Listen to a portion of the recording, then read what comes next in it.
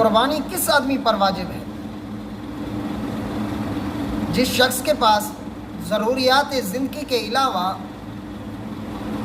اتنی قیمت موجود ہے جو 52.5 تولے چاندی کے برابر ہو جائے، یا وہ مال تجارت کی وجہ سے ہو یا کسی اور طریقے سے، یا زیور اس کے پاس موجود ہیں، تو اس پر قربانی واجب ہے۔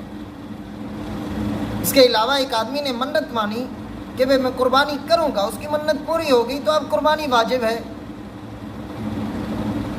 مرنے والے شخص نے وصیت کی کہ میرے بعد قربانی کرنا ہے، اگر مرنے والے کے بعد اس کا جو مال ہے اس کے تہائی میں سے قربانی لی جا سکتی ہے تو قربانی ان پر واجب ہے کہ قربانی کریں۔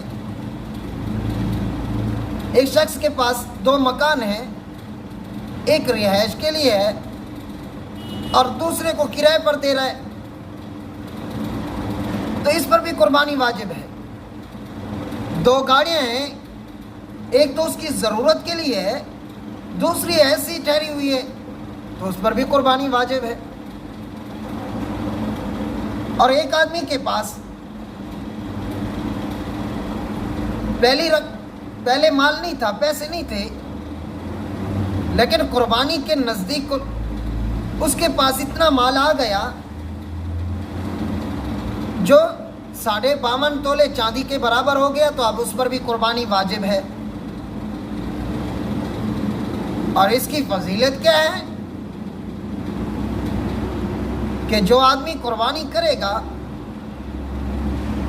اب جانور کا خون کا قطرہ زمین پر گرنے سے پہلے اللہ رب العزت اس کے گناہوں کو معاف کر دیتے ہیں۔ اور یاد رکھیے کہ اس سے صغیرہ گناہ معاف ہوتے ہیں، کبیر نہیں۔